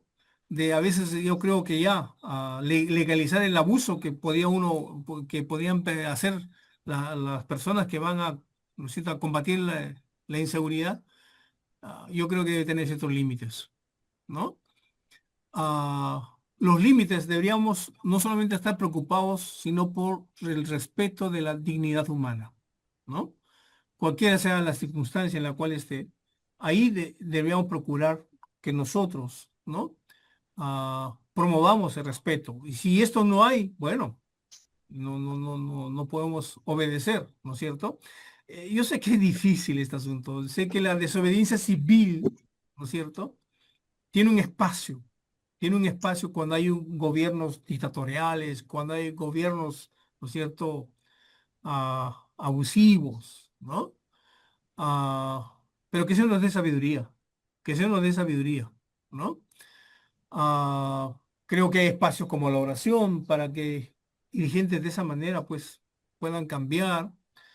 Hay protestas que se pueden hacer también. Creo que tenemos ahí a Martin Luther King, así históricamente entenderemos varias personas cómo se han opuesto a ciertas leyes del gobierno y a partir de ahí han generado cambios radicales en su comunidad. Creo que vamos a obedecer, ¿no es cierto?, en la medida en que ésta respete al ser humano, en la medida en que ésta promueva el bienestar de la gente, en la medida en que ésta, por ejemplo, también nosotros como creyentes, ¿no?, se respete al Señor, y si no hay estos espacios, que se nos dé gracia para ver cómo respondemos. O sea, podemos poner un límite también a ellos en su manera de actuar. Y la sociedad organizada tiene ese poder también para que la autoridad pueda cambiar en sus acciones, ¿no? No es carta blanca para aquel que ejerce el poder.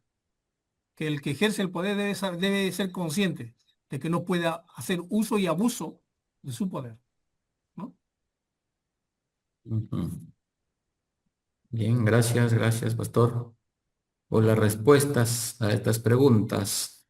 Bueno, viene otra pregunta que nos dice acá, ¿es correcto utilizar frases como pro familia para captar votos de evangélicos? La frase pro familia. Ya. Sí, pues es una frasecita que también tiene una carga ideológica, ¿no? Generalmente es una carga ideológica de derecha, ¿no es cierto? Por familia, ¿no? Y, y claro, pro familia va en cuestionamiento a lo que significa las cosas de género, ¿no?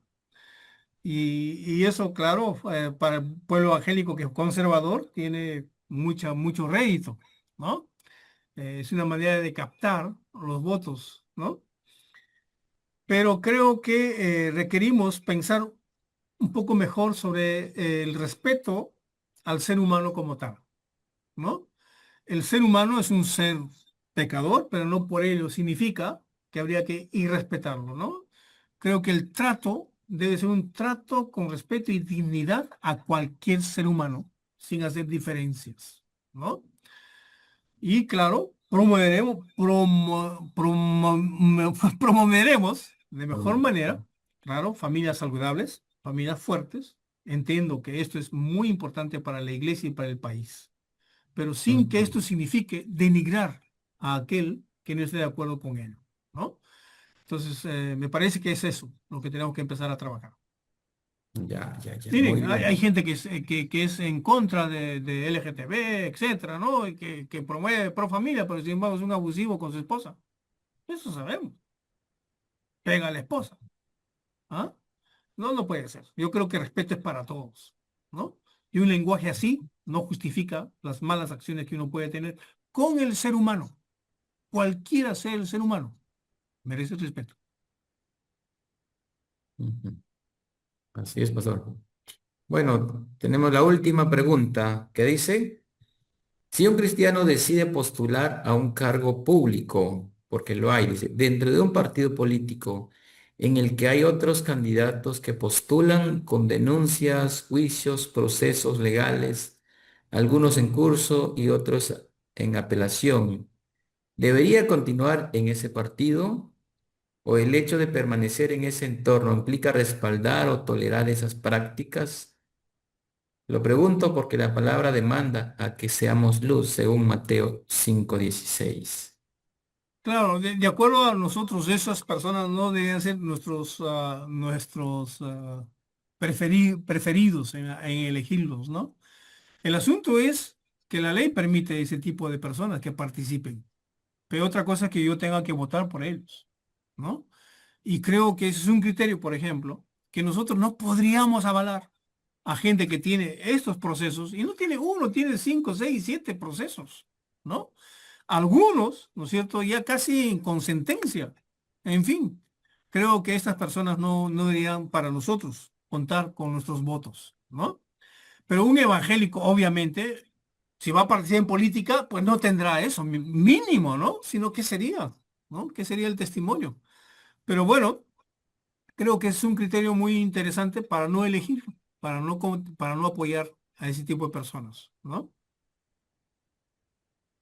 Muy bien, muy bien. Muchísimas gracias, pastor, por Pastor Ever. responder a estas preguntas que han hecho los hermanos. Bueno, acá tengo también un hermano que ha solicitado dar algún comentario. En este caso vamos a hacer una excepción. Nuestro hermano Juan Quinteros eh, desea dar algún comentario.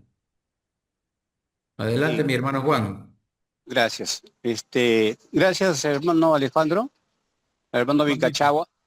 Creo que gracias por esta conversación, estas enseñanzas, pero un poco tardío ya.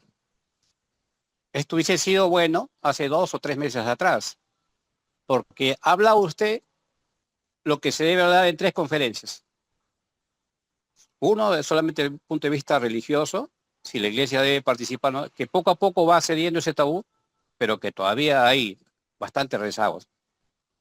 Para analizar cada plan de gobierno, ¿no? O sea, ha sido mucho para tan poco tiempo, ¿no?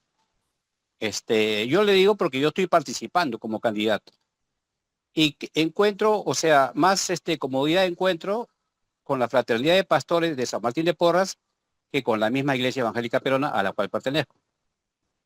La Fraternidad de Pastores me ha invitado, o sea, y con la Iglesia Peruana a la cual pertenezco hace 35 años, o sea, soy más cuidadoso que con otras iglesias, ¿no?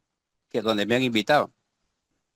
Entonces, eso es favorable o en contra, ¿eh? Habrá posiciones encontradas.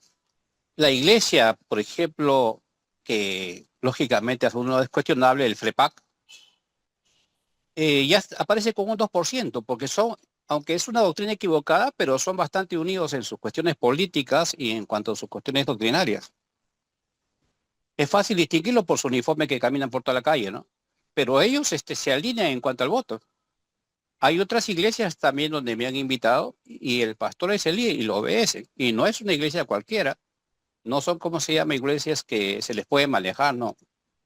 Pero cada iglesia, no todas las iglesias reaccionan de la misma manera. No todas.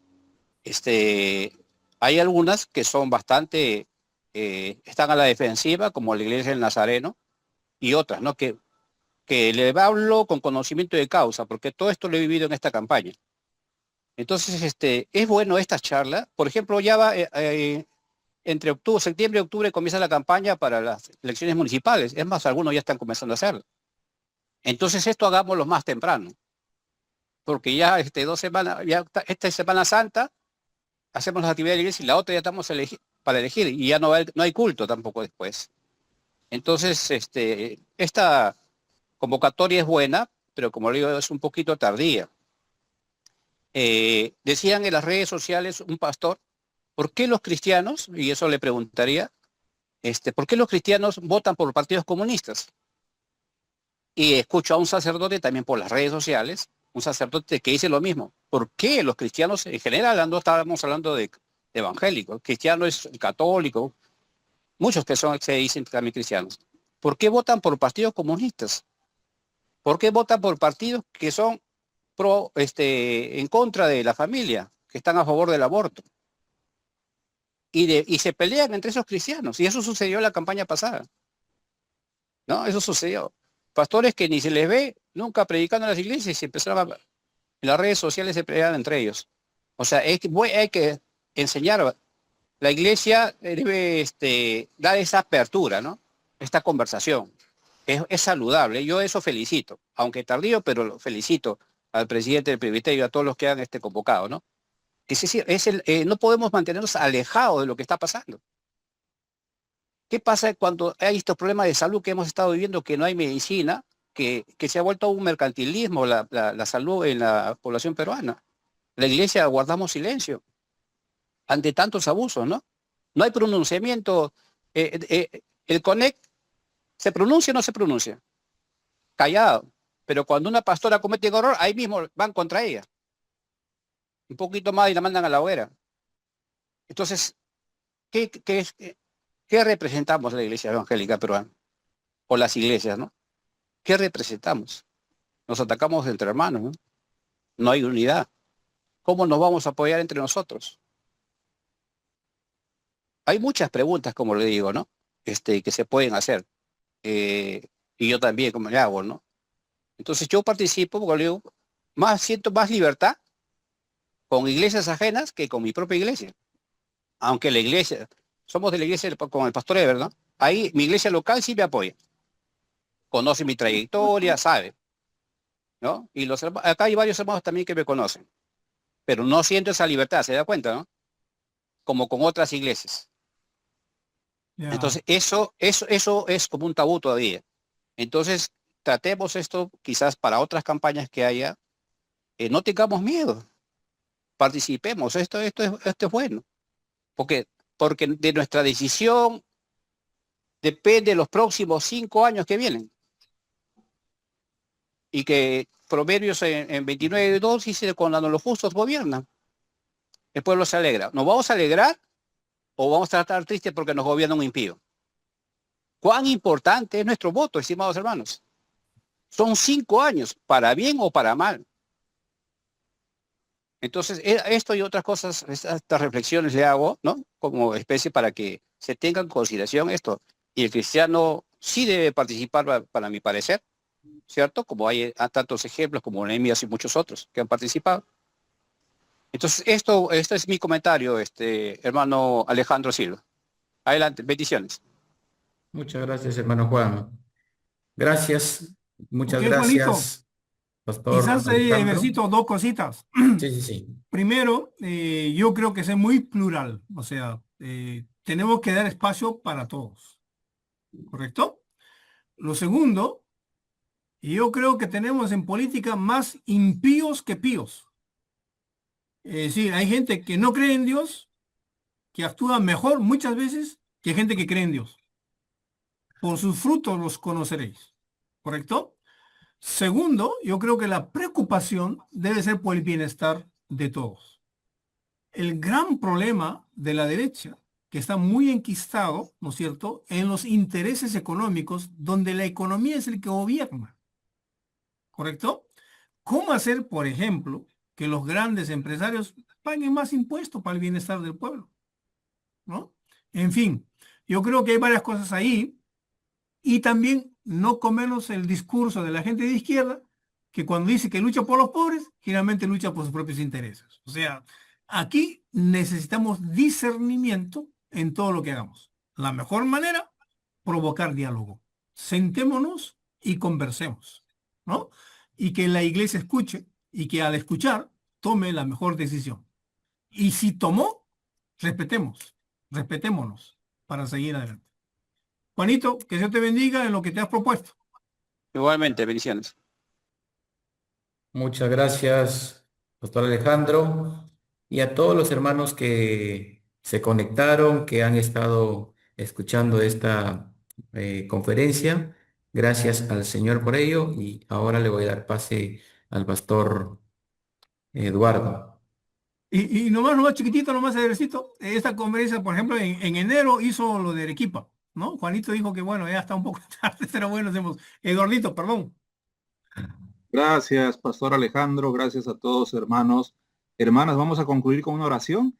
El Señor nos dé sabiduría y discernimiento para poder elegir con bastante prudencia y que el país sea al final el que se beneficie y podamos eliminar esta corrupción que está enquistada en todos los estratos de nuestra sociedad. Oremos un momento. Gracias, Dios, en este día, la alegría de haber desarrollado con el Presbiterio Lima Norte y Callao este espacio importante para poder, Señor, entender, clarificar lo que significa, Señor, mantener una fe viva, activa, en relación, Señor, a una política en la cual, como dice tu palabra, no te pido que los quites del mundo, sino que los guardes del mal. Señor Jesús, danos sabiduría para este 12 de abril, tomar la decisión correcta, Señor, al elegir a cada uno de los espacios, presidencias, senadores, diputados y otros, Señor, para poder discernir quiénes deberán conducir nuestro país a partir de estos 5 años que vienen. Señor Jesús, que no sean personas ya conocidas por sus faltas vivas en la ética, por sus acciones injustas, por su inmoralidad, por su corrupción presente en cada momento y en cada circunstancia de la vida. Que sea el beneficio de nuestra patria la que nos guíe y no, Señor, nuestros intereses económicos o políticos. Gracias una vez más por el pastor Alejandro, por este importante, interesante conversatorio. Ayuda, Señor, a nuestros hermanos y hermanas a asumir responsablemente su labor ciudadana. Te lo pedimos y lo ponemos en tus manos, en Cristo Jesús. Amén. Amén. Amén. Amén. Dios les bendiga. Gracias. Dios te bendiga. Amén. Bendiciones. Bendiciones. Amén. Una foto del recuerdo a los que queden. Eso. Y pueden prender sus cámaras, ¿no?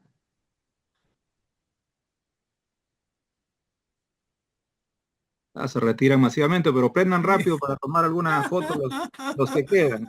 Con el nombre ahí nada más. Sí. Bueno, ya tomé una. Yo creo que sí salió. Bien, la compartiremos en el grupo a los que quedan y si no, muchas gracias. Dios les bendiga. Pastor Eve, Pastor Benjamín, Pastor Alejandro y todos los demás. Bendiciones. Bendiciones a todos. Bendiciones para todos. Gracias, Pastor Alejandro. Y a todos los Bendiciones. que estuvieron presentes. Bendiciones. Gracias.